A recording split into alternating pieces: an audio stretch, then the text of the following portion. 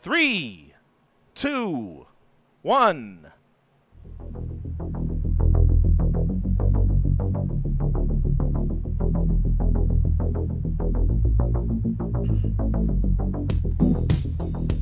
Untap. Welcome back to MTGYou, the Magic the Gathering podcast for you. I'm James. Having nothing of substance to say, for once, I'm Blades. Nature will always have a response. Sometimes it's a stinky one. I'm Damon. It's Thursday, the 24th of July, 2014, and we're coming to you live from Studio U. Thanks for joining us. This is episode 44.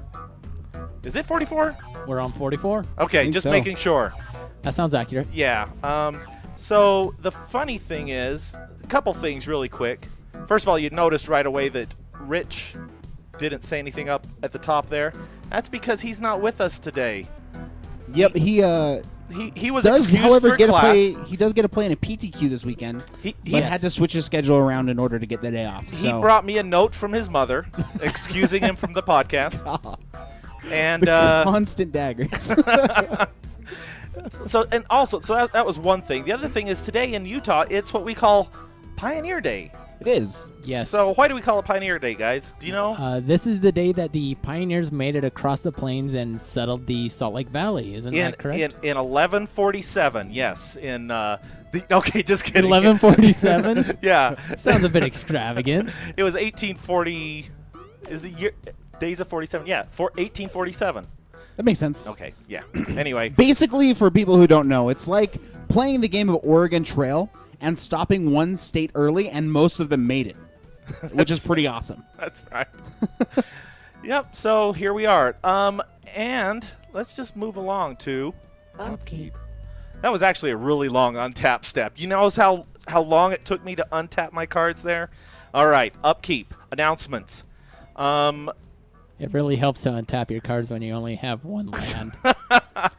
Oh, more daggers. I played Blades earlier today in a mono red versus affinity match, and yeah, I kept some bad hands. You kept some pretty stinkers. Would you not say? I was just taking yeah. your advice, man. Well, when do you take my advice? I shouldn't. I should know better. It's actually pretty sketchy. I think that I'm probably more likely to keep hands that I really shouldn't be doing on the mono red matchup. Yeah. It's the deck where you can constantly just try to get there. Yeah. But hey, I did win one, so there. You did win one. Yeah. I'm excited to check it out. I unfortunately wasn't able to be here. Here's the thing: is I have the ability not to publish it to YouTube if I so choose. No, but it's really exciting. Yeah. James hasn't. That's the first time I've streamed. Hasn't streamed with us yet before, as far as playing games on camera. So this was a momentous day for us. It was really Yes. strange not Yes. being in the control seat here. Yeah. I felt a little out of place. So. Yes, I am proud of my little guy. Oh, okay. Anyway, so in the news, Marshall Sutcliffe has a new podcast. It's going to be breaking off from the Limited resources. yes. Into its own stream. But right now, he did the first one. The last 2 weeks, we've talked about John Laux. And he did a one on. In fact, I love the name of the new podcast, One for One. You know, what spurred this was, first of all, there was an interview with Rich Hagan a few weeks ago that was really in depth, and Marshall really felt like, hey, this is something that really feels like it doesn't really fit in limited resources and should have its own place. And then this thing with John Laux happened, and I don't know. It was a really good listen. Have you guys listened to it by chance? I actually haven't heard it yet. I have heard it. I listened to it, and especially, with that one with Rich Hagan, that was a really good interview excellent. episode to where Yeah. that helped me earn a level of respect for Rich Hagan that normally I didn't think would be possible, Right. but I totally agree with that. I think that the John Laux episode is right up there too. It really shows. I mean, you really feel it's more a lesson, more in-depth look at the person that's behind the magic. get a more personalized view. Right. Anyway. But I think that's really good. There's a lot of interview podcasts out there.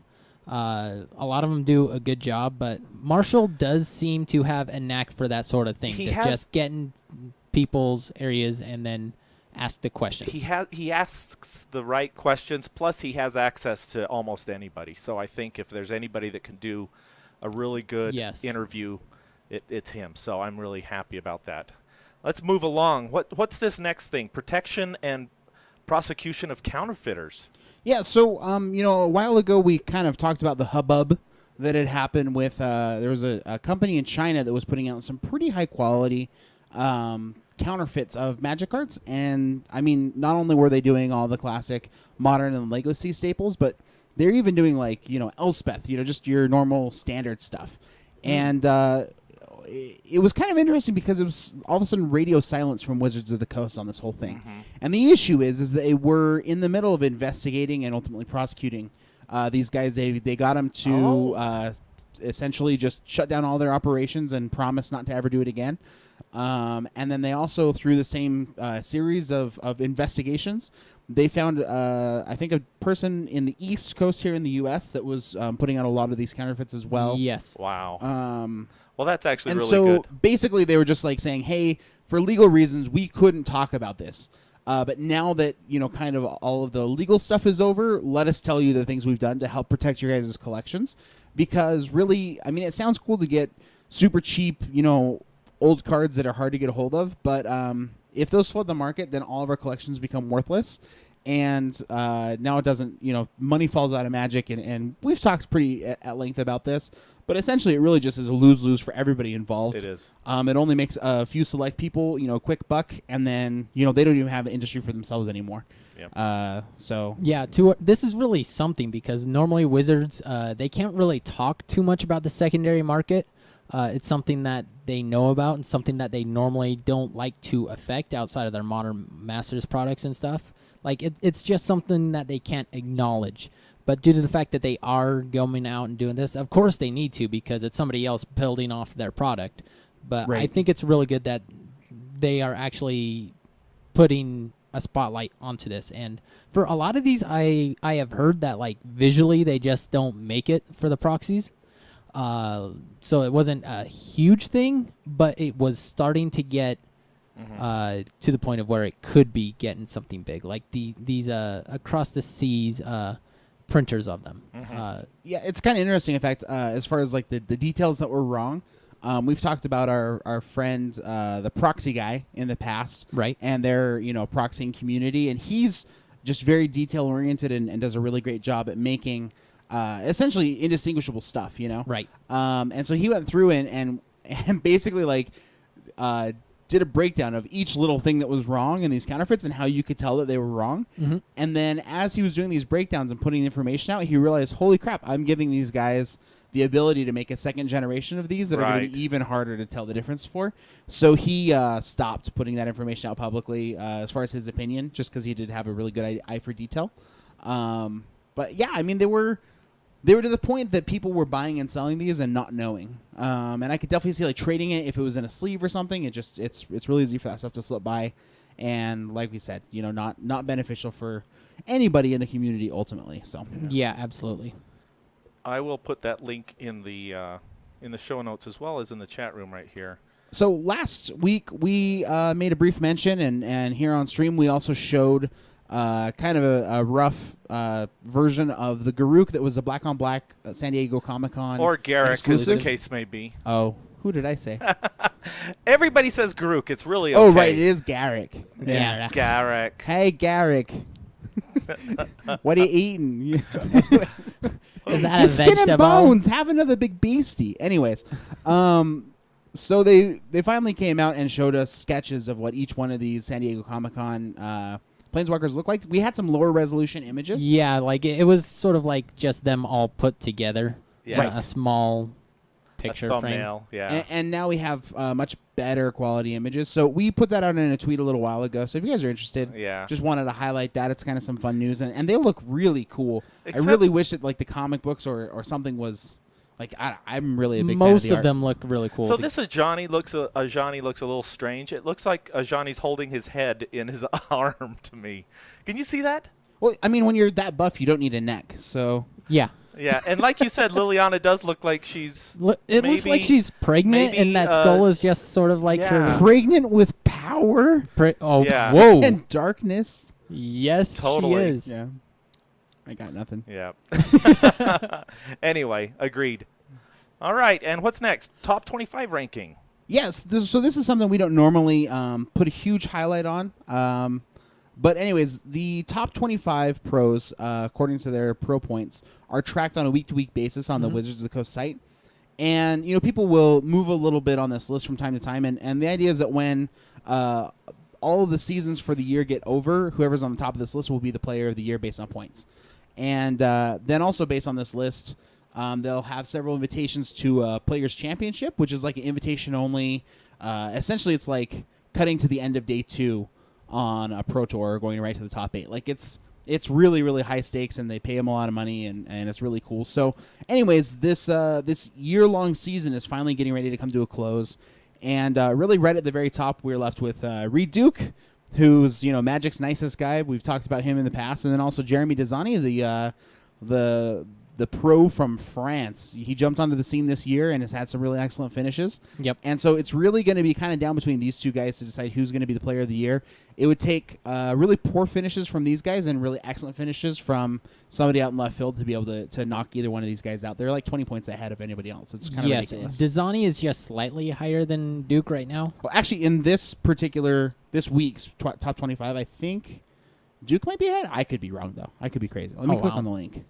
But yeah, they've That been link neck and is, neck by the for a way, long the wrong time. link. Yeah, Oh, for real? Yeah, it's actually the one to the Oh, sketches of the. Well, then I guess I'm just super awesome. So we'll have to find that link. Back to a San Diego Comic-Con though.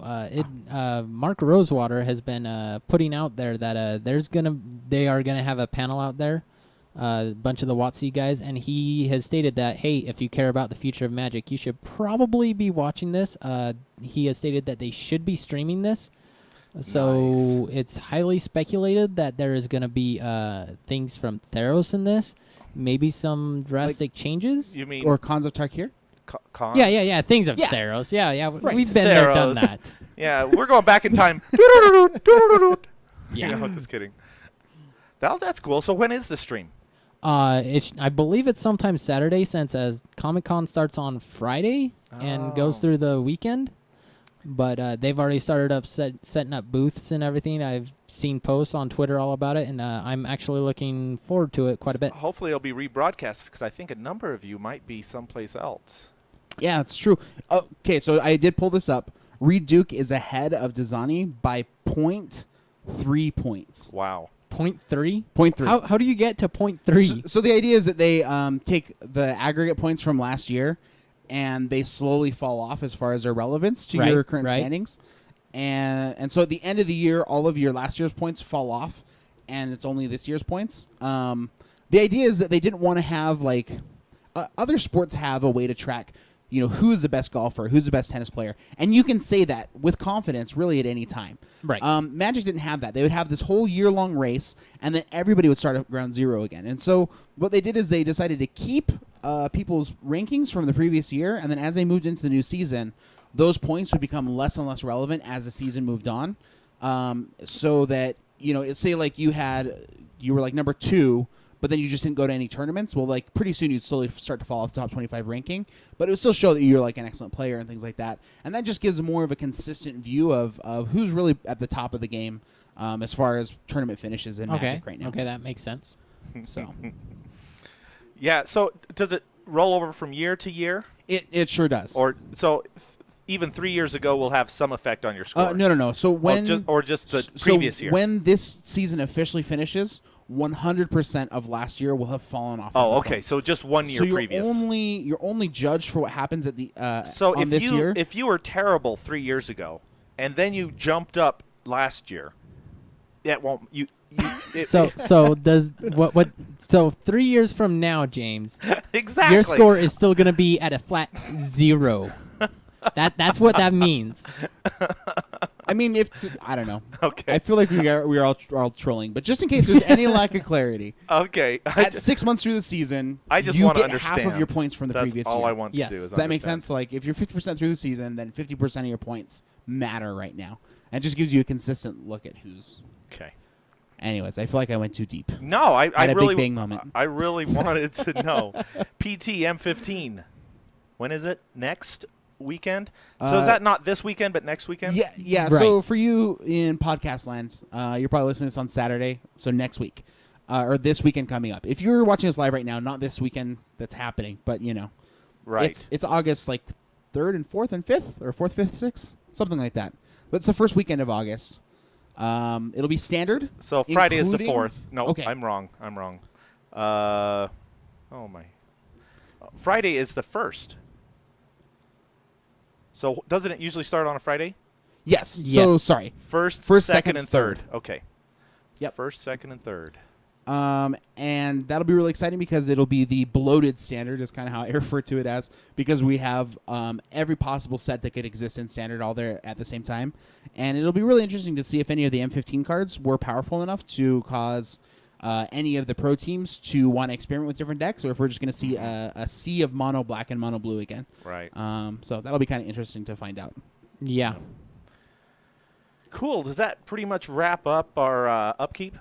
I think so. Do you have Yeah. any other news? Let's move along to the draw step. Let's do that again.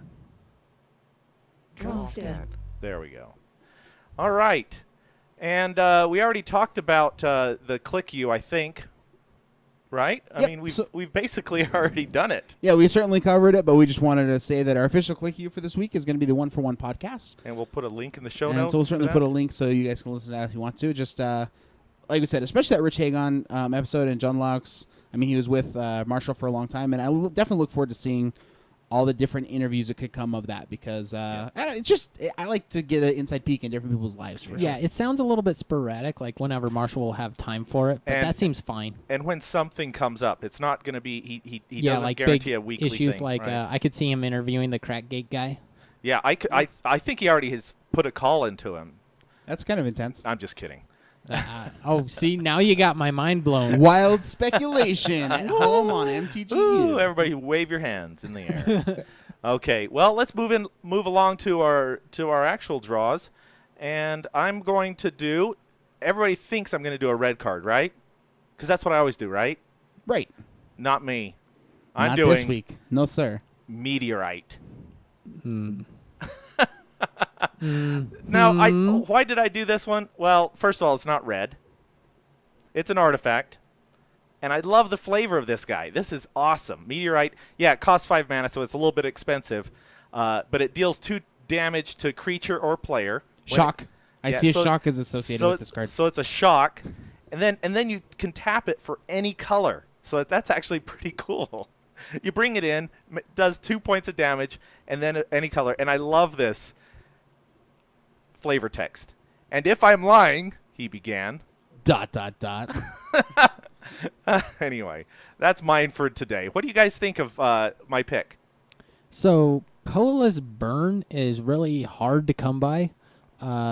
Normally, so if we estimate this, that a mana rock is normally estimated to be a close 3 mana 3 mana. for just a colorless spell. Like if you Yeah. get mana Morphos Right. or some of those other ones. This one, Manamorphose is not right. No, like the Signets were 2 mana, but yeah, Signets were 2 mana. all of the different mana fixing in the Ravnica block was all 3 mana for sure. Yeah, they're So- Signets, and they're not the Signets, the Guildgate. Guildgate. No, And the I'm key all runes? sorts No. of off. Key runes. The key runes, yeah. Key runes. Blah, The blah, key blah. runes and the clue stones. Clue Right. stones. But getting that extra shock really is a little bit of Yeah, a if you potential add card on- advantage, right? Yeah, if you add on 2 colorless, like 2 colorless for a shock, that's actually not all that bad. Okay, so it's 2 colorless, plus you can use it for mana, plus it's an artifact, so that you could actually potentially use it with maybe a shrapnel blast. Or angry scissors, either one. Yeah. Yes, you can do so that. there's a lot of utility with this guy. There is a lot of utility. With that being said, 5 casting cost for a mana rock, that seems a bit Right. steep. Like, that seems a bit higher than what you want to do. I mean, the 2 damage is still relevant, but I think I'd still rather just have a 3 casting cost ramper. So I think the big thing for this card is definitely it's going to be most at home and limited. I don't think we're going to see the Right. transition. Yeah, I into think that's standard. fair. I think that's fair. Yeah. And because- something that I've been noticing in this particular limited format is that none of the creatures have butts.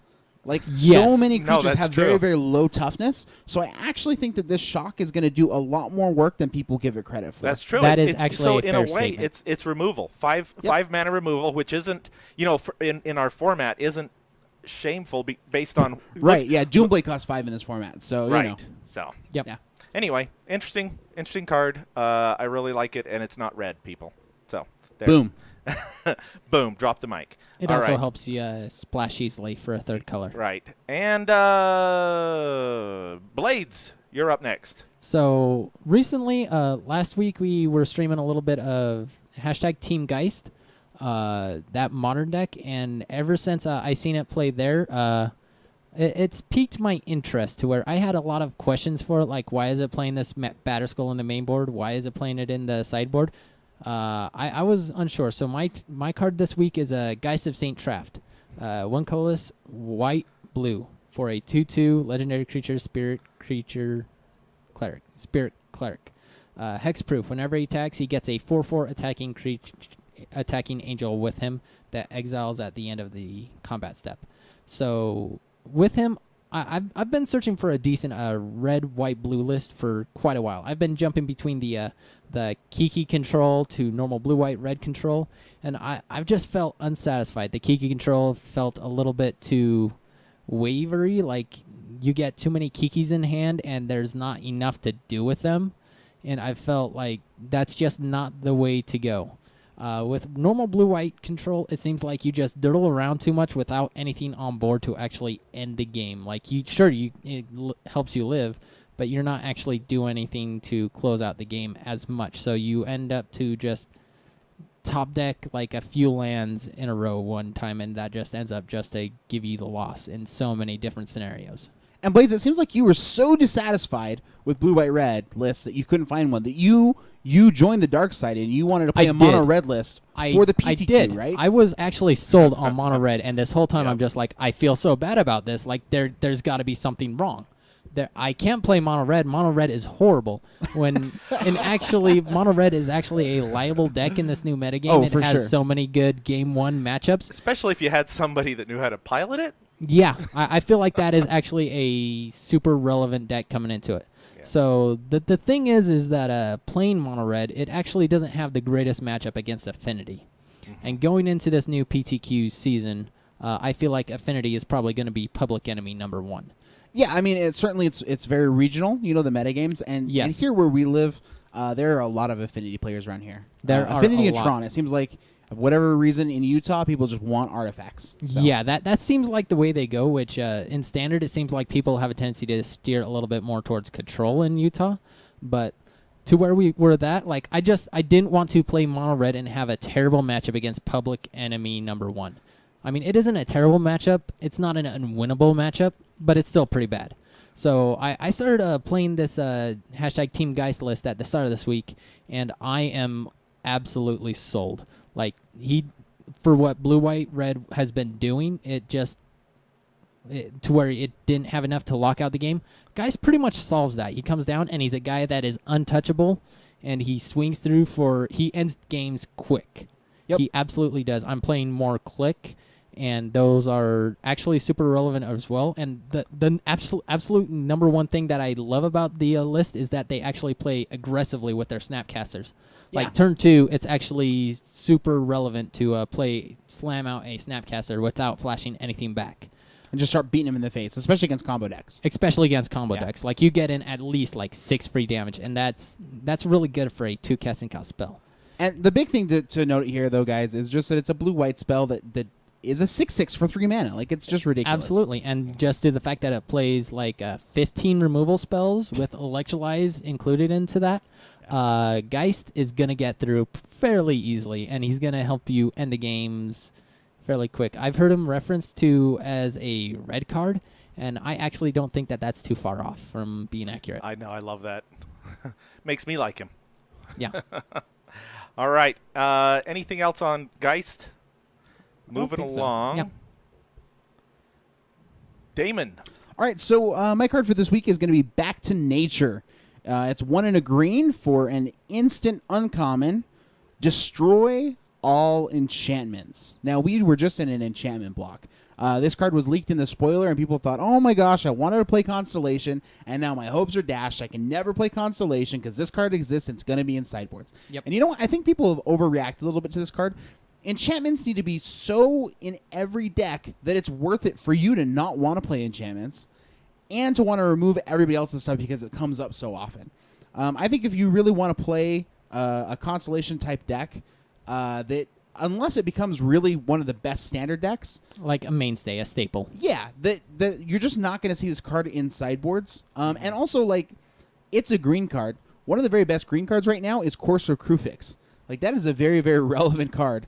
And it kills your own Courser Crewfix if you're playing it in that list. So I think that there's maybe some overreaction as far as what the standard environment's going to look like in response to this card being printed. I mean, we need stopgaps, we need answers, and this certainly is an answer. So if research and development, if R&D guys like screwed up somewhere and made like this secret, super powerful enchantment deck that nobody's discovered yet, but it's going to come and happen, like, luckily we have something like Back to Nature to put a stop to it. Yeah, help keep it in its place to make sure that we're not entirely flooded with all these. Right, but I I don't think it's going to happen. I think it's a fine sideboard card if like everybody at your shop just wants to run all of the Oblivion Ring type effects and Constellation and just, you know, you could blow them out. Do you think the fact that it's at uncommon says anything about R&D's thought?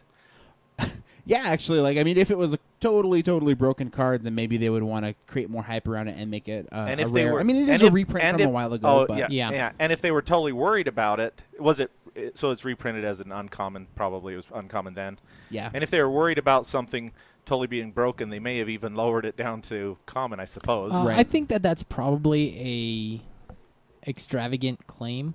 I don't feel like just to put something at common makes it really hard to find, because really, if you really need to, an uncommon is fairly easy to come by, and in most cases, at least, there's been times to where I'm looking for like a Johnny's Pride Mate, and they're everywhere is sold out of them.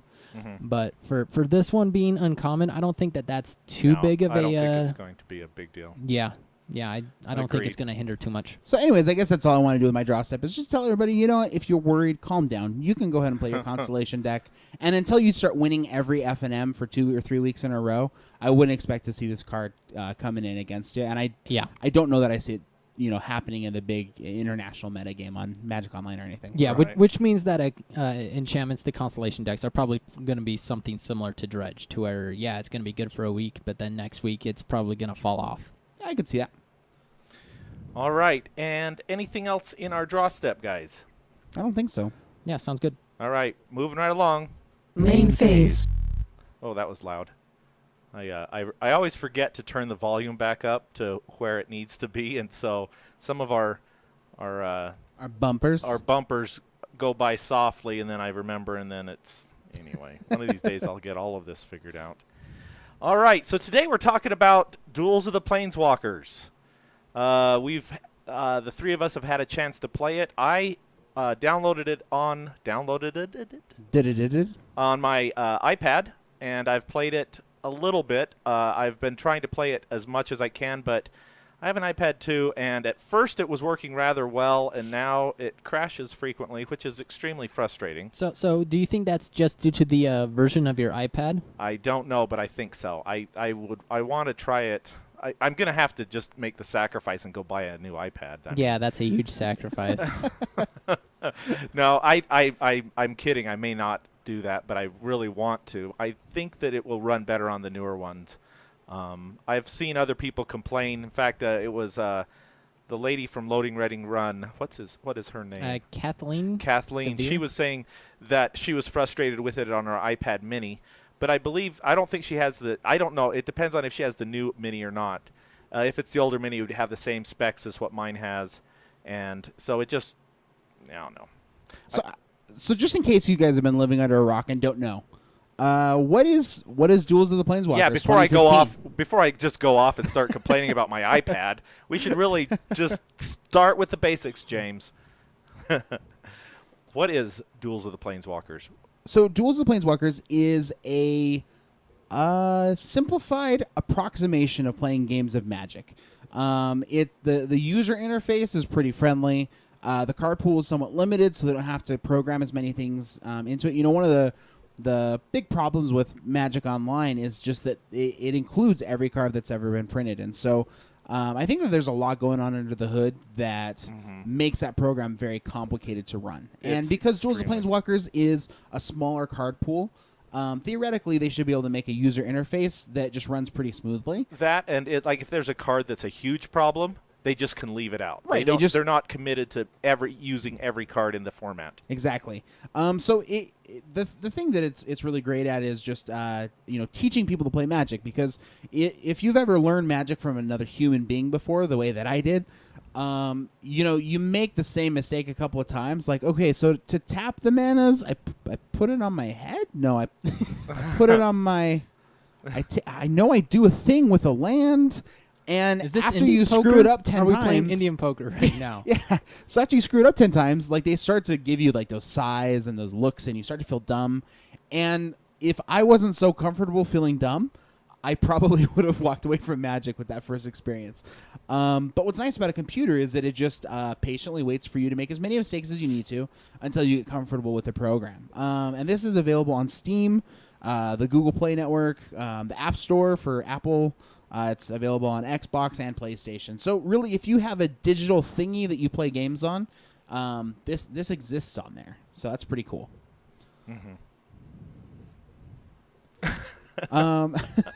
Sorry. So who do you think this particular product was aimed for, you guys? So it is absolutely aimed for the newer players. Yeah. Like because us veterans, as it were, we come in, we see, oh, hey, this Magic game, we can now play it whenever we want. There's at least the tutorial, like, that's a little bit rough to slog through. It's like, why do you keep popping up all these random things?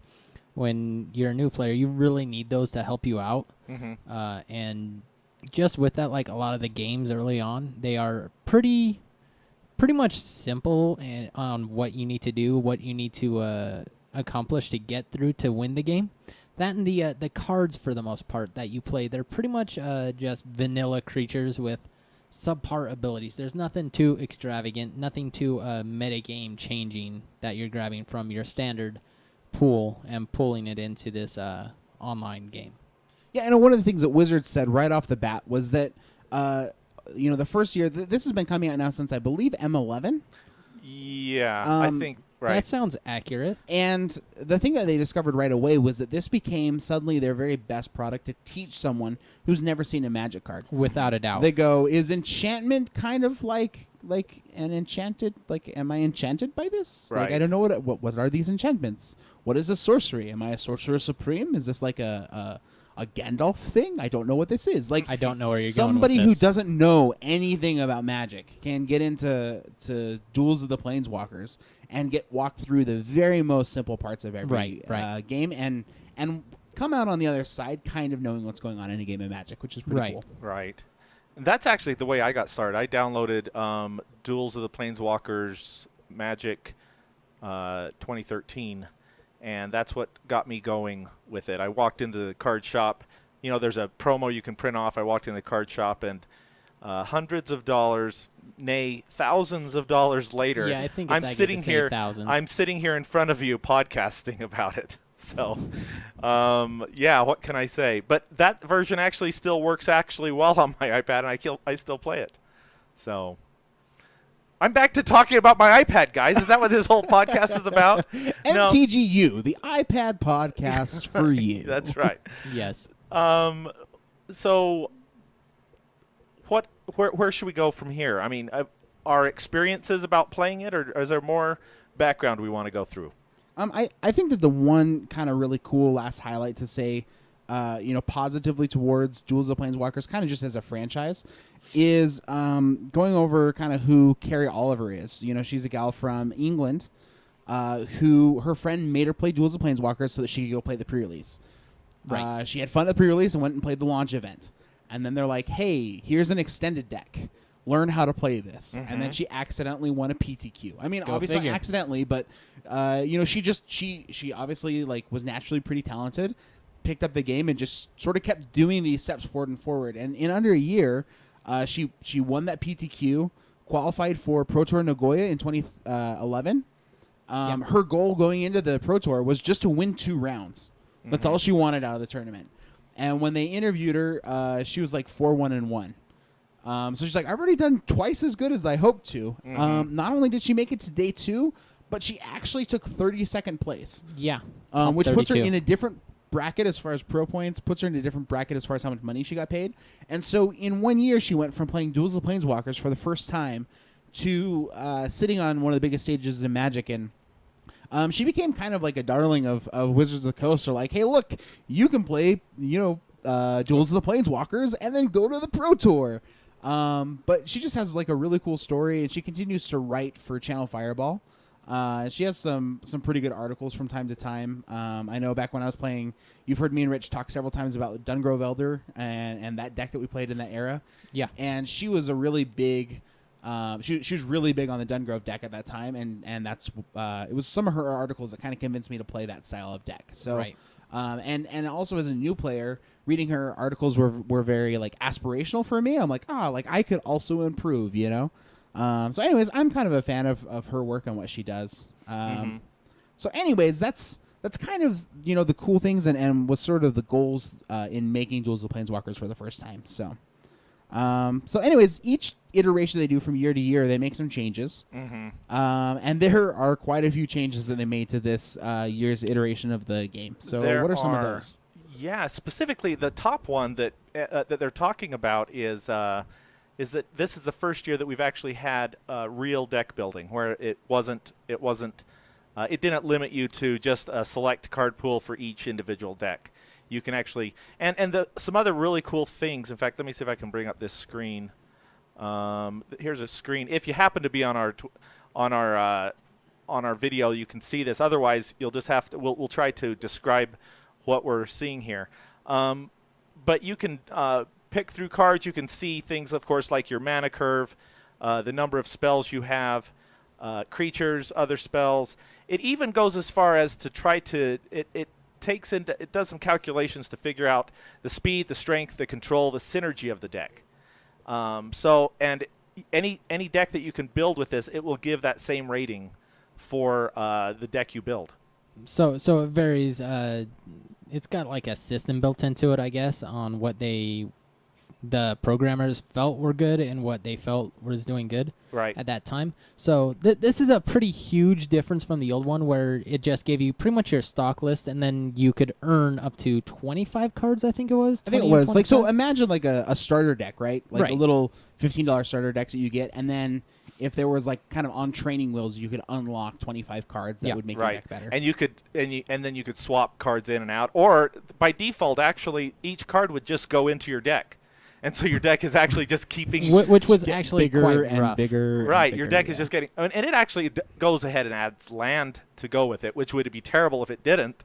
But your deck just keeps getting bigger. So unless you go in and actually reset your deck, now it allows you to... Or it's giving you, hopefully, more control over that. Right, to where now you can win instead of after each win you do, you unlock a card, you get a booster pack, as it were. And these first few boosters you get like 1 rare or 3 commons or something. Right. And then the further you go through the process, it'll actually give you a actual booster pack that you open, and it'll give you your commons, your 3 uncommons, and then your 1 rare. This I actually feel is a pretty much high thumbs up for the process, which it's a huge jump off of what they had in the years previous. Well, it feels like Magic. I mean, in paper Magic, we opened booster packs, right? Right. Yeah. And last year they almost hit this, where they gave you a sealed pool that you could open up and then build that together and then battle it. But the thing about that is that they were sort of like pre-made sealed pools, Right. like you...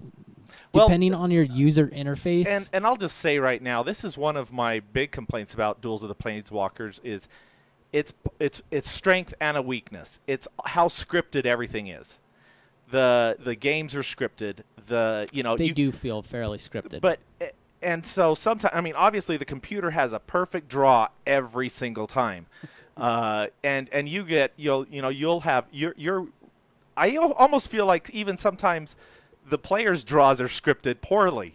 They do that intentionally. I'm gonna mana screw you this time. That's possible. Going a little bit into the scripted, like in past MTG or past Planeswalkers,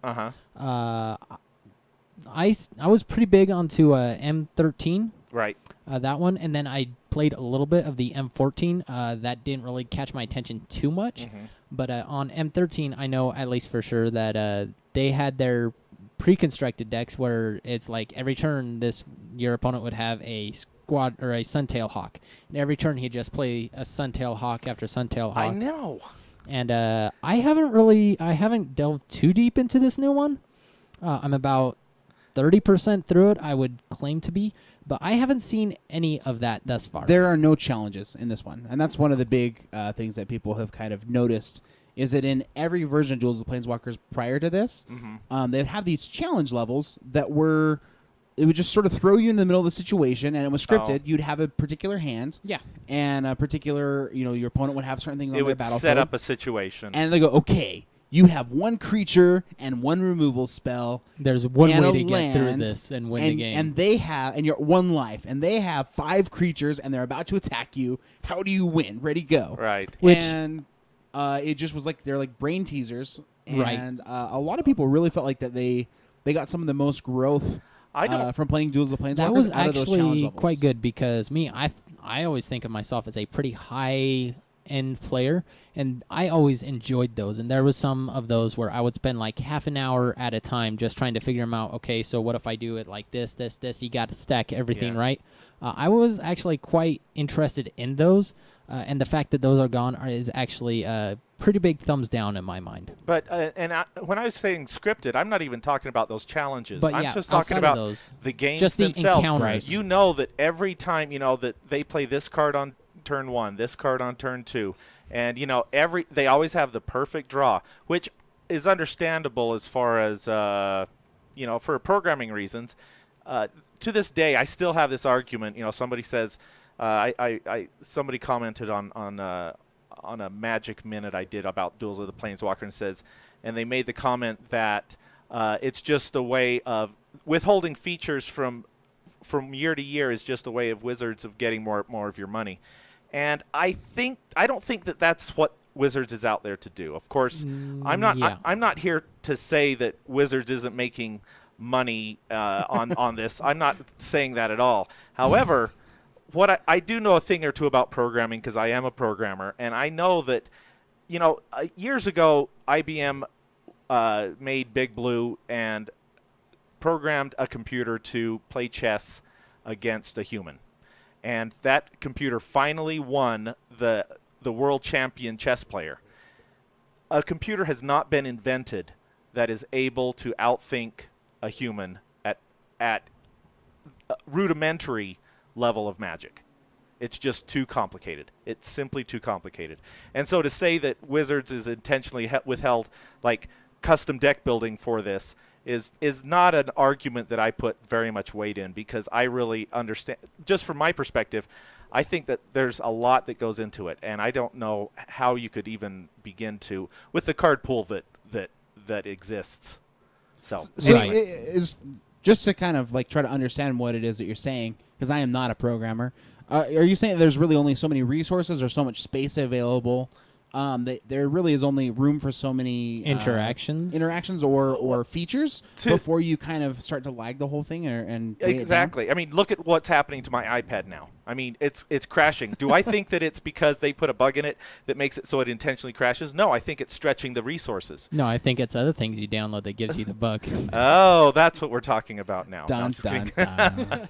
No, I think that it takes up almost a gig of space on my iPad, and I just think that it's so resource intensive because of all of the things that are going on that I just think that my little iPad just can't keep up. So I don't really blame it. See, NW Robinson in the chat room, he's a programmer as well. And says every card added is an exponential amount of choices the computer needs to make. So So to jump off of a little bit of the negative train, because I know we're going to head back there in a second.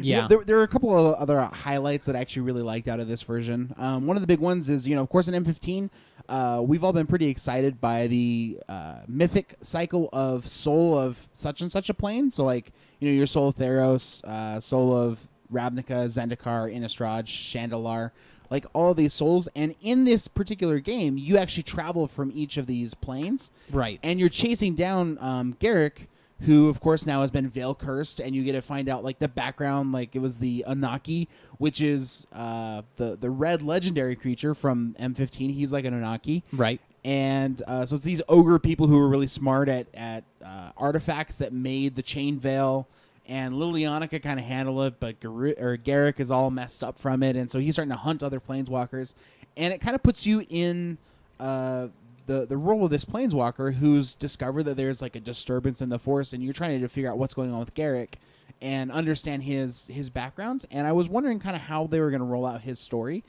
And it really seems like playing through this game is going to give me the end to the story. And so being able to take a tour, and actually for people who are brand new, because we've talked about this is really for brand new people, giving them essentially a history lesson about what's been going on in the last 4 or 5 years in Magic, to me is really cool. It gives them context, because I remember when I started out as a new player, I would hear about, like, Chandalar, all these other planes that I'd never been to. Oh, well, that's just so Lorwyn. Ha ha ha. Like, I don't know what that flavor feels like at all. And now when we say, like, ooh, this card feels like really Innistrad, I feel like if a new player played through this, they could go, oh, right, Innistrad. They like werewolves and vampires. It's dark. It's gothic horror. I get that now. And it gives them sort of a context. And so I appreciate that. I appreciate that we're getting the idea of this story of, like, the tainted planeswalker. He was green and all about life and the noble hunt, and now he's just, like, straight up murdering people. So yeah, like he had a bad day. Somebody cut him off on the way to work. And I want my old Garuk back.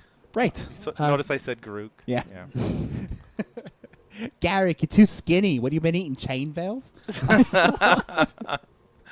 Anyways, so we talked earlier about how that there's the ability to sort of really craft your own decks.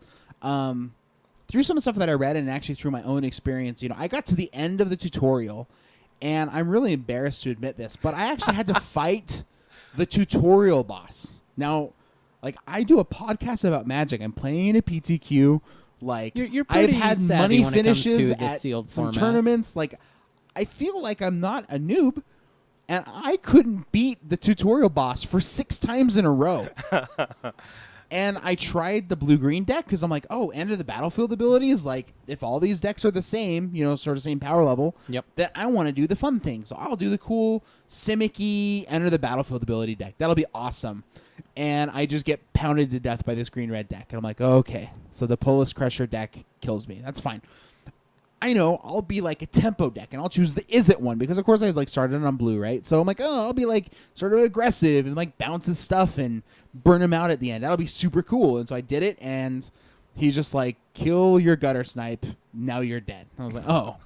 And I tried it, and I tried both of these twice, and then I tried the blue-black deck. So I'm like, okay, well, maybe I'll just go back to my roots, be a control deck.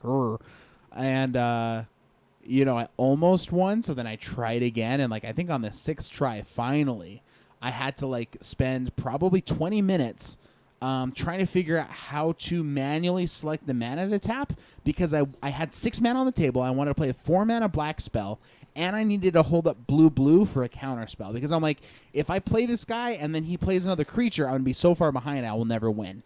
And so I had to go through, like, I looked it up on Reddit, and Reddit didn't tell me. I looked it up on Wizard's site. They didn't tell me. I, like, looked through the help options, and finally, through, like, some convoluted menu, I finally discovered that I had to push Control on the left-hand side of my keyboard. And that's what lets me manually select mana. So you can manually control. You sure can. That was actually one of my huge complaints that I thought they had fixed in previous Unless you iterations. have an iPad without a keyboard. No, just kidding. Just kidding. Right, yeah, and I don't know how you do it on other things, but if you're playing the PC version, because I just downloaded it on Steam, it's the left, and so how terrible is that in the, like, I played through each piece of the tutorial, and they're just like, oh, be sure to toggle the mana select button. And I went, okay, cool. What are this? and they never said. And I was not happy with the lady who was doing my tutorial. Can I tell you what happened when I finally battled the boss? I went through about 5 times of battling, and I think finally the boss gave up because I'm serious. I battled and battled and battled, and finally the boss just started. Just the only cards the boss even played was life gain, and I just kept waited for you to play creatures and beat him to death. exactly. And even then, it took forever. So, like I said, I think that it has a limit. It's like, oh man, this guy sucks. So let's say you get lucky, right? And maybe like I beat him with the blue-green deck that happens to just be vastly underpowered. Now like I'm stuck with this deck that maybe is just kind of worse than anything else. And, you know, in previous iterations, they let you beat the boss and then steal his deck essentially if you wanted to play it. Right. And now like, again, I can only imagine the frustration of a brand new player. Like I've chosen the blue-greens. And the blue-greens are bad, and I don't want to start the game over from the beginning, so what do I do now? And I guess I just buy booster packs with the microtransactions, solutions? Which brings me to the booster packs and the microtransactions. So for $1.99, you can open up booster packs within the game, which microtransactions are nothing new to computer games. No. It's part of how they secondarily fund things. However, there are cards that are exclusive to the microtransaction booster packs that you can only open there, and they're actually some of the very best cards. So if you want to play online against your friends and be competitive, you're really just left. So even if you pay the full amount, all the $34, I imagine if you pay the $34, that probably unlocks every card for you. I wonder. I don't know that for Because sure. I just bought the $10 version. So yeah, I think all of us are just on the $10 version, but I believe from what I have heard is it unlocks everything. every single thing. So it's good to know there's like an end goal. Like you could just pay $35, but like I feel like they sold me a $10 game with, you know, this secret hidden extra stuff that isn't all usable, and I'm okay with microtransactions when it changes things aesthetically. In fact, we were talking about this earlier. You were saying that you wish you like, some people have more time than money and some people have more money than time. You wish that you had the ability to choose which one you wanted to use. Right, and maybe even they had like, you know, sleazy card shop guy, and I could just win 100 matches to create magic tokens and eventually trade those in to get the very, very best cards out of the case, right? Exactly. Like I would be fine with that kind of a system. But anyways, and speaking of aesthetics, Magic has this very rich, wonderful fantasy theme, right? And in the past, all of the playmats that you've been playing on, all of the arrows, all of the everything about sort of the flavor and the feel and the aesthetics of the game really pointed you down a direction of just that rich fantasy feeling, you know, dragons and elves and goblins. And in M15, like you'll notice that the packaging is this monochromatic, black-white, ultra modern, very sort of cold. Very different from last year. Very like Matrix loading room kind of feeling. Yeah. And I actually read something, and it said that it looked like somebody kicked over a door on the Starship Enterprise, and that's what you're playing Magic on. And I think that's kind of apt. Like, it feels, to me anyways, like the aesthetics of the game, the game board that you're playing on, and some of the menus that you scroll through are in conflict with the rich fantasy feel that I get. And that's just like a personal thing for me. Yeah, and I actually like it. I understand what you're saying, but I like the aesthetics and how they change it up every year. I absolutely with you. Like, I actually really like this. If you look at the game board and stuff, like all the symbols that's on it, that's actually matching a lot of Garrick's tattoos that he has tattooed all around his body. Mm-hmm.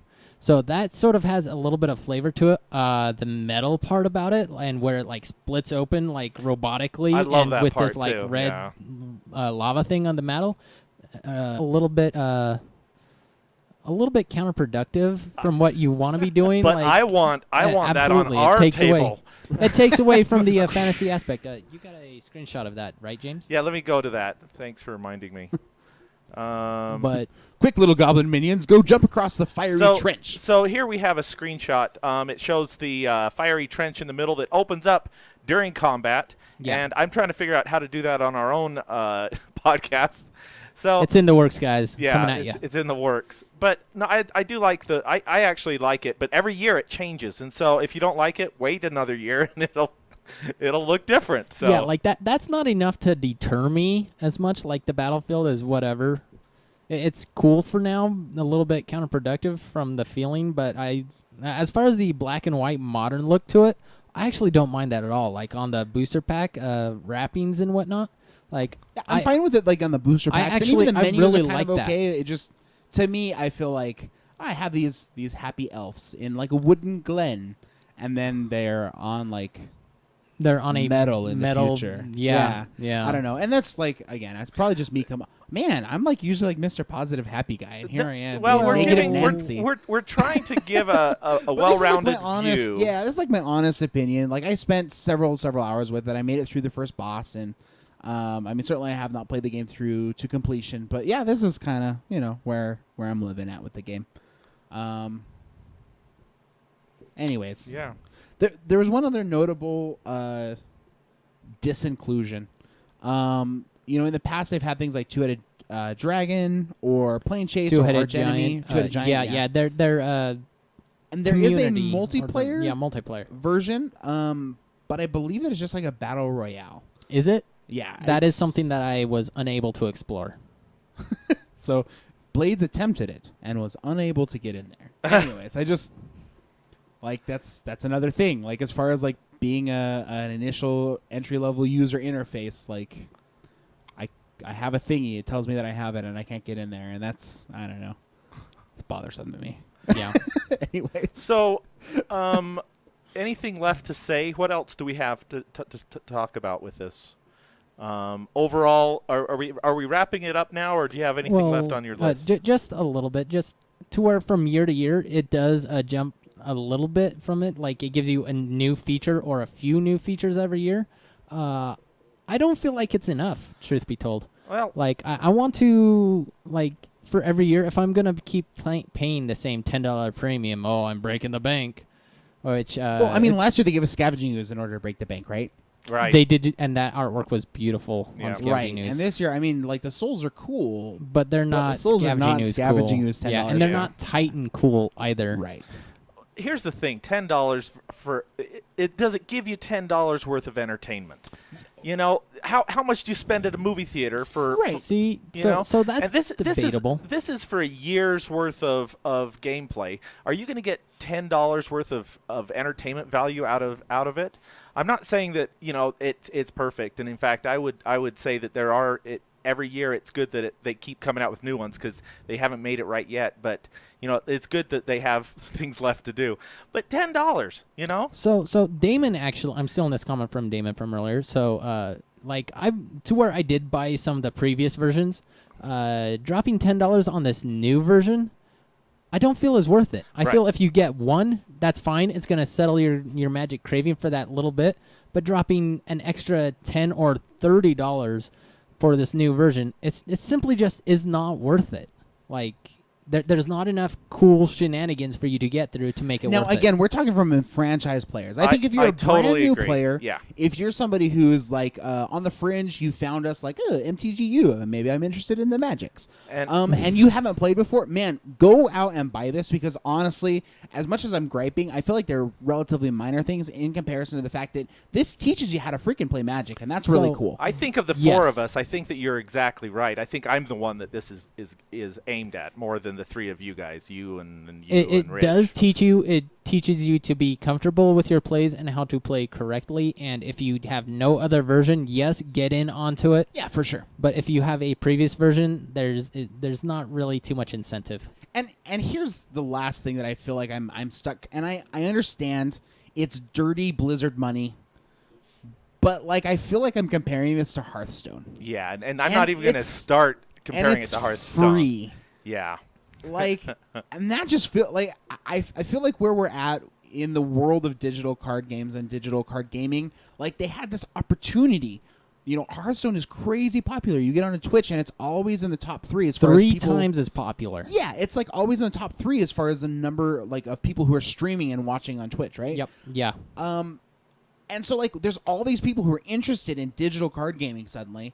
And I feel like they had a chance to capture some of that market by making a really cool product. Yeah. And in so many ways, like they're charging for a product that is just slightly not as awesome. Can I rebut that though? Sure, go for it. Because here we go. We have Hearthstone, and how would they ever match up to this? Because basically Hearthstone just took pieces of the best. You can't do that with Magic. If they left out entire components of Magic, like in Hearthstone, what can you do on your I was just listening to another podcast. In fact, it was the Laux one that he was talking about this. Is they just left out, you cannot even respond on your opposite player's turn. No instant Right, speed it's all shenanigans. sorcery speed. Yes. Yeah, and why is that? Well, that probably would have cost resources. And so let's just leave that whole part out of the game. What if you did that to Duels of the Planeswalkers?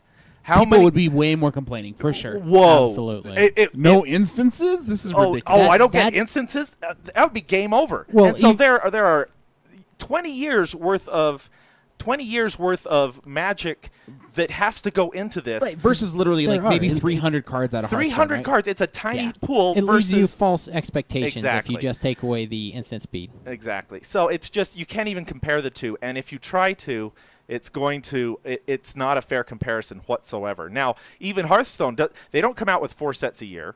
Well, They don't no. come out with, and I'm actually No. going into MTGO now. I'm going into MTGO territory. Well, even with that, if but you they want, don't come out with 4 sets a year. They don't come out with 300 plus 300 cards per set.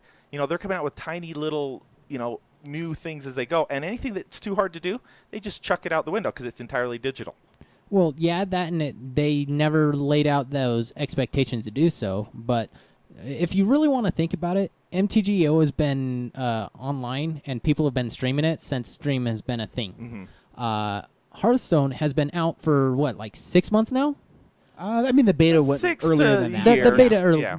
What were they streaming the beta? Yeah, a little bit. Okay, well, let's call it a year. Yeah, sure. They already have 3 times the audience that Magic does for streaming. They built it. How is this possible? They built it from the ground up to answer that audience, and people didn't have any expectations. I mean, Right. I understand it's a WoW product, and that having that name stapled Well, to and it then, is then actually you have a the thing. millions of people that were Already already World of built in Warcraft, yeah. a built-in audience. But yeah, but it's honestly it's a much less.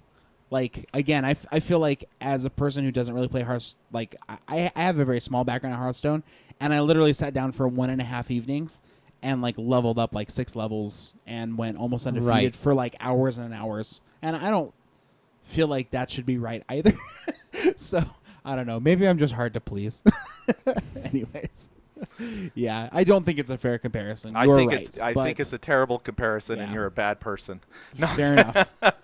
no. I understand people's feeling of wanting to compare things, but to really compare apples to apples, you have to be very careful.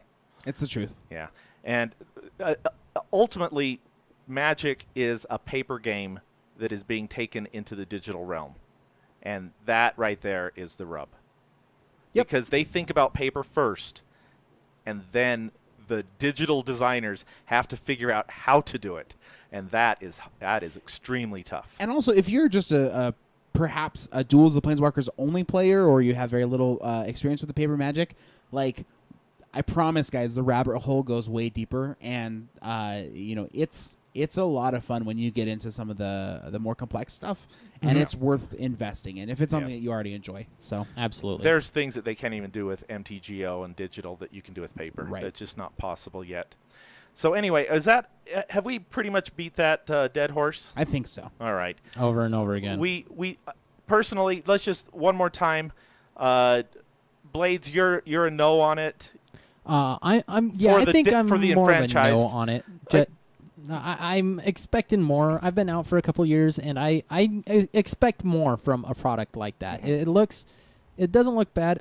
Also, at least from the stream end,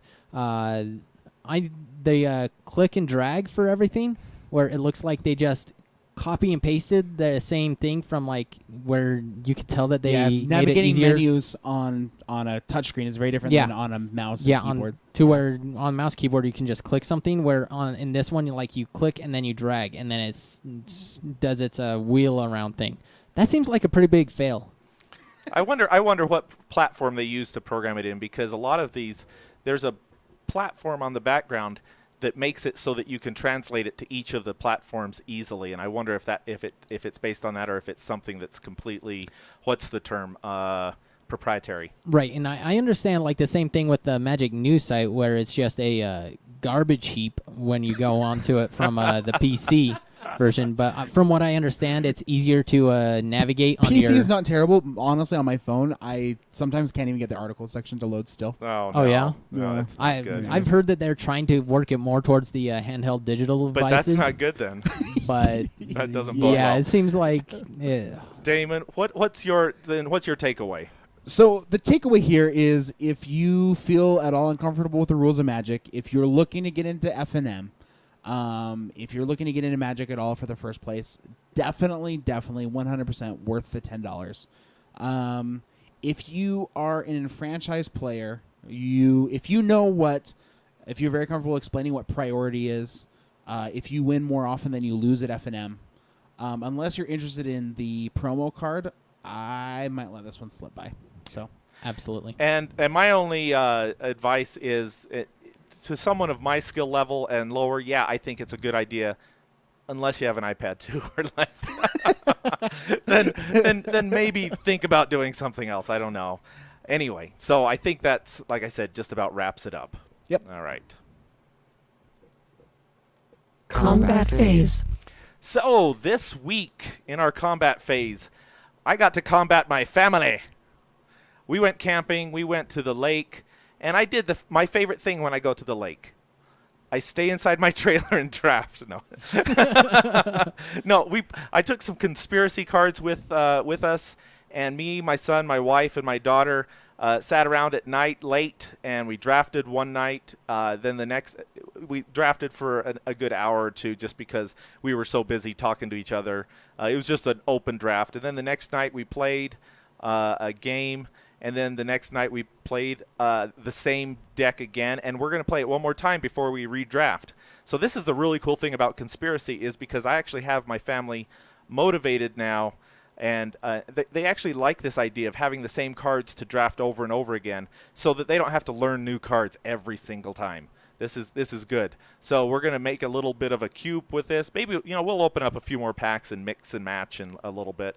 But I'm going to turn all of these conspiracy cards into a nice little cube that I can draft over and over again with my family. Well, even more than just a plane, like you guys can always have group discussions on, okay, which color seems overpowered to you guys, and what do you guys think needs to come out. Right. If you guys continue to draft it as much as what you already are. Exactly. Like my son, he drafted the Vent Sentinel deck, right? Oh, man. Yeah, I didn't even see that coming, and he just stomped us the first game. And then my wife is happy to point out that she won the second one. First thing that happened when Blades and Damon walked in today is that she had to announce to them that she won.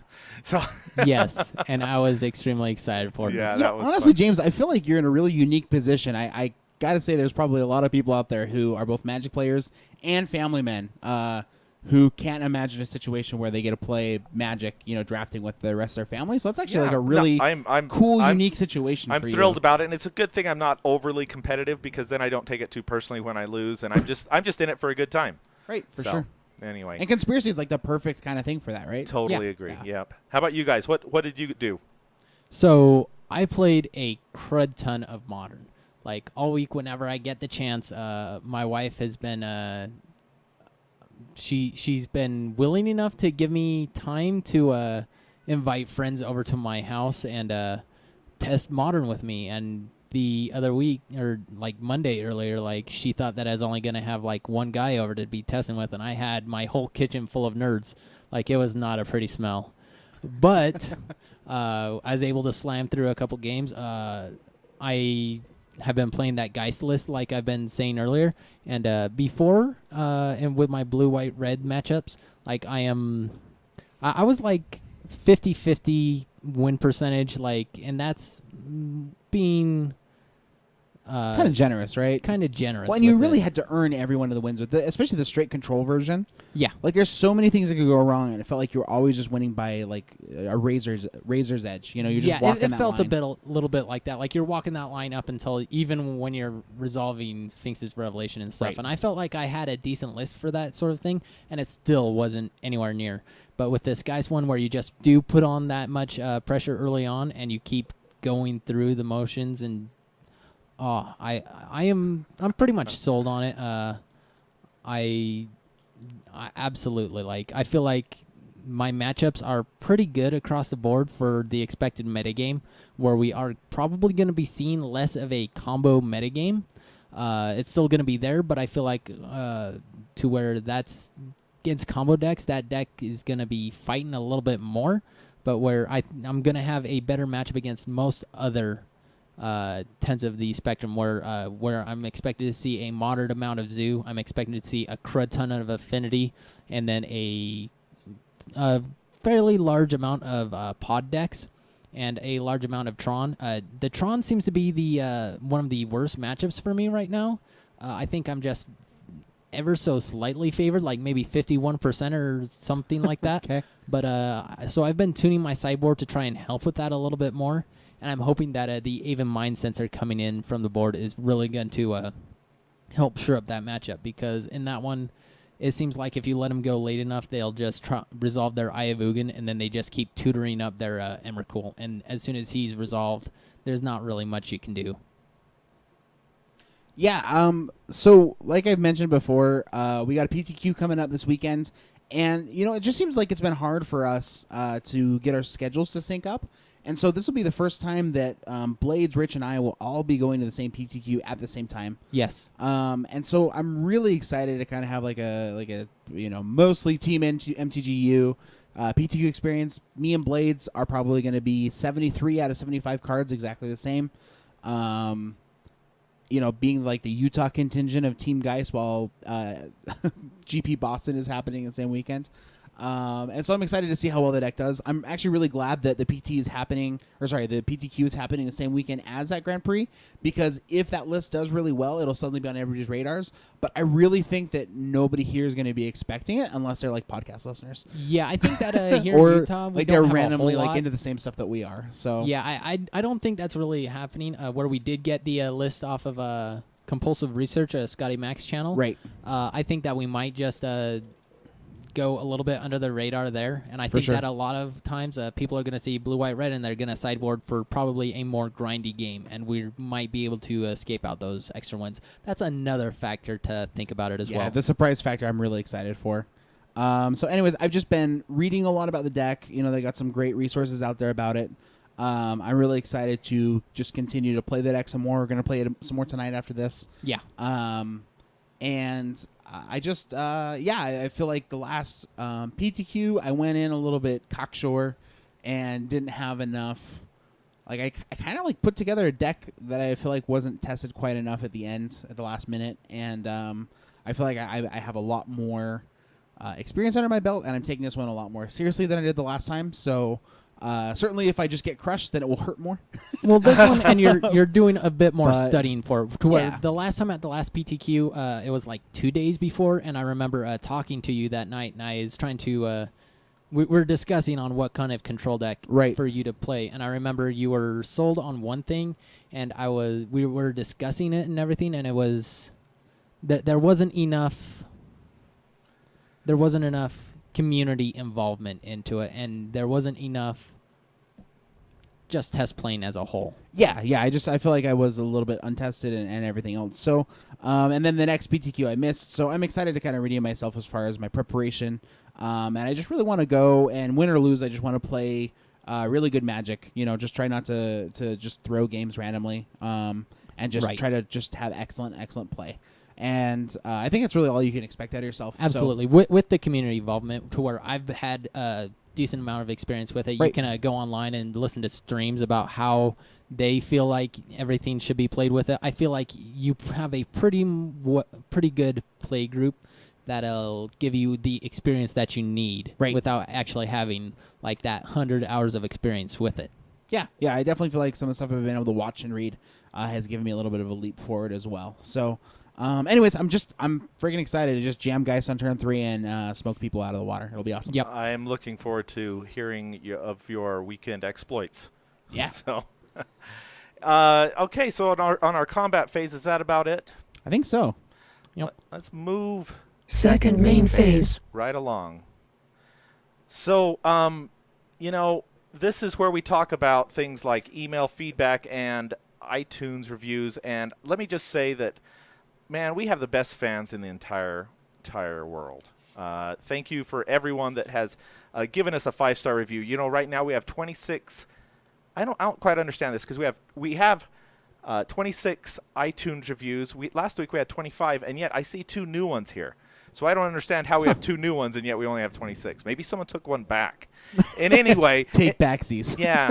In any case, they're all 5-star. We appreciate it. It helps us. One is from Incubi.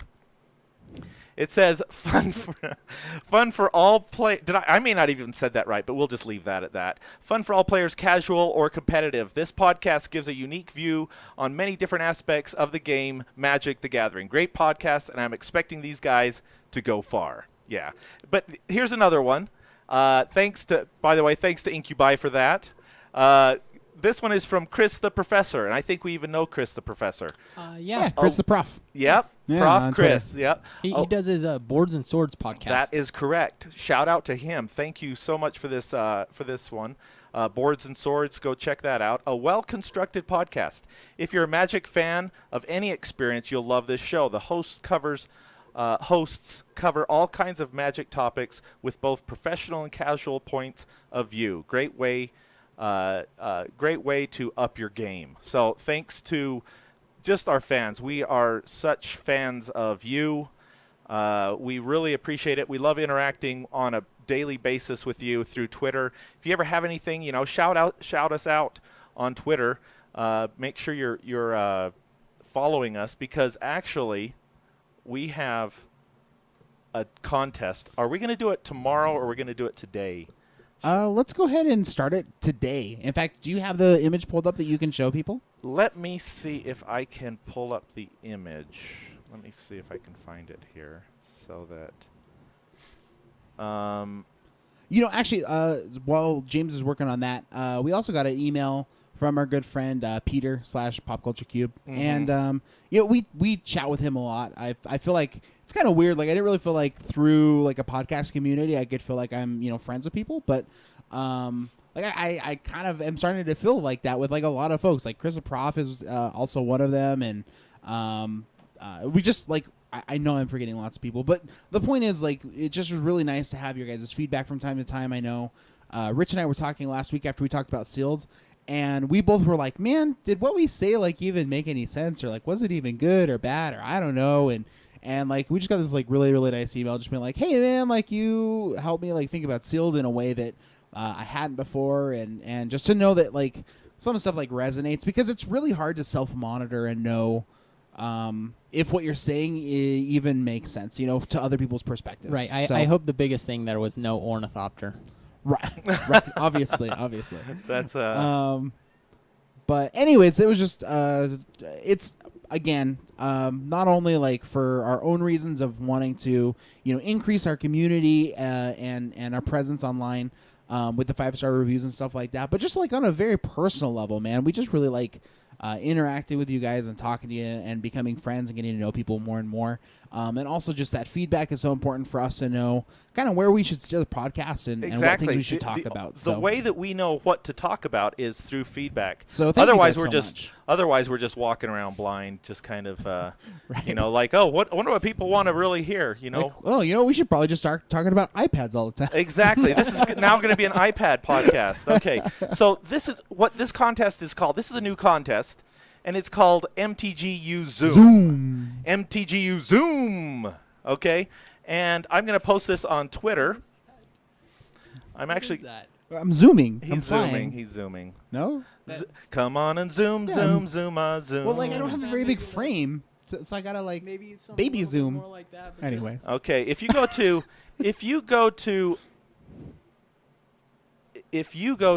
our Twitter, MTGYou.com right now, it's publishing right now as we speak. It's going to give. Well, it's trying to publish. I hope this. There we go.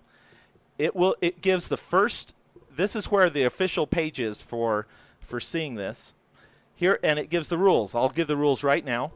To enter, tweet your guess to @the MTGYou with the hashtag MTGYouZoom. You can read it right there.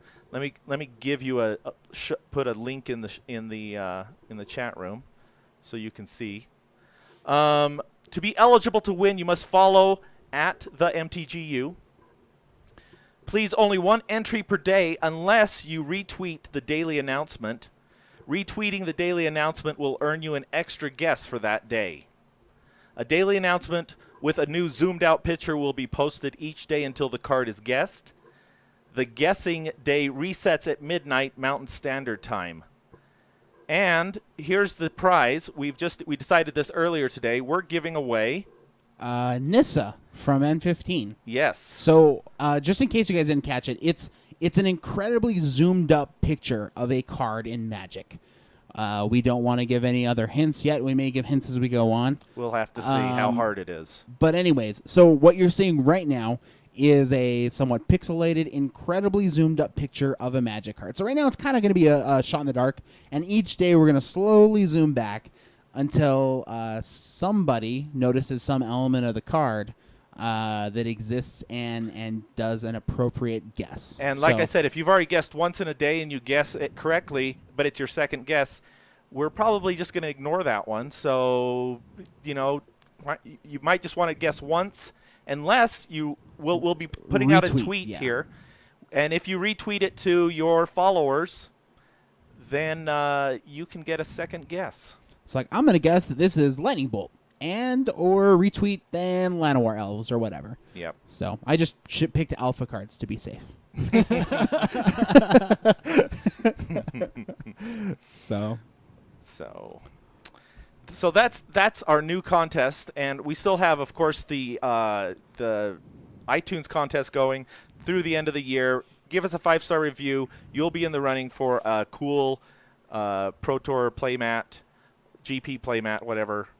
From our good friend Judge Jeremy. At the end of the year. At the end of the year. Yes. And we'll just be picking one randomly. By the way, as far as all these contests go, if you are part of the MTGYou staff and or family, you are not eligible to win. Sorry, guys. That's fine. Just saying. I didn't put that in the rules, but that's kind of understood. But I think I know what it is. I think you do too. Let's see. So that's the email feedback. That's the iTunes. We did get one other very cool shout out. Yeah, tell me about it. So we have talked about in the past that Scotty Mack has been from the A team has been working with a team of guys from Canada on this hashtag Team Geist deck. Right. So last week when we were doing Fight Club, we tweeted out like, "Hey, we're doing the Scotty Mac deck, blah blah blah," and lo and behold, like Beetlejuice, he shows up in our Twitch stream and kind of coaches Rich through playing this deck. And we do our podcast on Thursdays, and it just so happens that a couple hours later they do their podcast on Thursdays. So it was still fresh in his mind, and on their most recent version of their podcast. If you're interested, it's at about the hour 42-minute mark.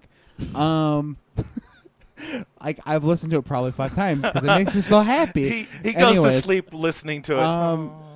But he just said some really, really nice things about the production and the show. And, for those who don't know, A-Team is probably one of the biggest Magic podcasts out there that isn't from a person that works for Wizards of the Coast. That's right. And so that level of somebody just, kind of paying attention to what we do. Like, again, it just makes me feel like, we're maybe on the right track or something. I don't know. Anyways, the point is, it was really cool to have him hanging out with us in the chat, and really, really cool of him to give us a shout out on the A team. And we're huge fans if you're discovering us through those guys. Yeah. So thank you. And let's see. And the last thing is our poll of the every other week. Which is now going on to probably 3 or 4 weeks. The poll of the every 3 weeks. What is your favorite? But we have 32 Ronders, which is I am tickle pink. If you could see me right now, I'm pink. I'm usually pink. Right. People already know this, but 32 people voted. I am happy to say Johnny Steadfast got 10 votes. Jace got 3. Lillian got 0. What? Yeah. Chandra got it's because she's like multiple reprint. Chandra got 2. All right, good, better than better than nothing. Okay, Nissa, am I saying that right? Yeah, Nissa. 9 votes, and Garrick 9 votes. So as Johnny takes it, However, Nissa and Garrick are They're tied. pretty close. One vote behind. Tied for second place. So thank you for participating in that vote, that poll. We have a new one that will be coming out tomorrow, and it was a yes or no question. It was actually pretty simple. Here it is. Do you like the podcast video or not? Yes or no? Does it add to it? I want to know this from our fans. Is it better to have the video option there, or is it a distraction? Vote yes if you like it. Vote no if you don't like it. I haven't even ran that past you guys. I just have these thoughts. That's absolutely fine. No, and honestly, there's like I know that for sure we have the most people who live in podcast land, and we mention stuff about the stream, about Twitch, about stuff like that all the time. And maybe you guys are just sick of hearing it. And maybe if we weren't actually like live casting this, we'd be potentially a little bit more focused or something. So, if you feel like we're screwing up, then let us know. Yeah, that's what I want to know. You are getting my emails, sir. But if this is like the primary way you watch a show, then we're really happy that we're doing it this way too. So okay. And I think that is all that she wrote. Unless you guys can think of anything else. I don't think so. All right. End step. If you want to contact us, you can send email to mtgyyoupodcast@gmail.com. Interact with us on Facebook by going to facebook.com/mtgyu. Follow us on Twitter @the MTGYou. Catch us live on Thursday nights on twitch.tv/mtgyu. Subscribe and like us on YouTube. Find us on YouTube at youtube.com/the MTGYou. And we're also on Stitcher. So for the MTGYou podcast, I'm Damon. I'm Blades. Rich isn't here, and I'm James. Now we pass the turn to you.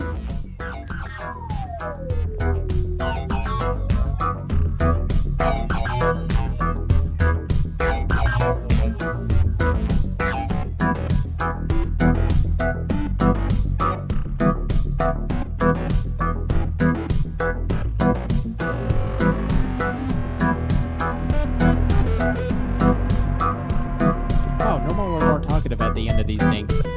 Here we're talking. Yeah. No, we like continue on with the conversation. I think normally because Rich instigates it. I think so. He's usually singing something fun. Big instigator. Like he's always like jumping in on the. I mean, it really does go to show. Like it's a show for all of us, right? Like we are the best, I think, when we are all here. So. It is. We miss you. We miss you, man.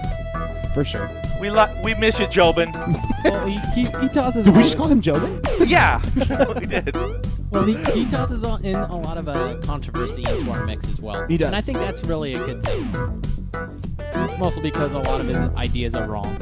Well, I mean, we can point out why they're wrong. I was trying to be a negative Nancy today and kind of, make you guys push back. But you guys also sort of thought it was crappy too, so. Yeah, I think we're pretty much unanimous in a lot of our thoughts about this, and I think I'm gonna probably get the most joy out of it, and I think that's probably the way it should be, since I'm the most junior player around here, even compared to my wife and kids. Step aside, Junior. Yeah. So anyways, hey, Twitch chat, thanks for hanging out with us today. And if you are still with us, which you are because you're listening to this, we are going away for just a few minutes. Yep. And we're coming back, and we're playing some games. Team Geist, it's happening against Black Green Rock. Yeah. So if you want to see Goifs and some Babs and some Lilies. Yeah. Ooh, Lilies. I'm just saying, there's some really good cards. Yep. All right, guys, say goodbye. We'll be back in just a minute. All right.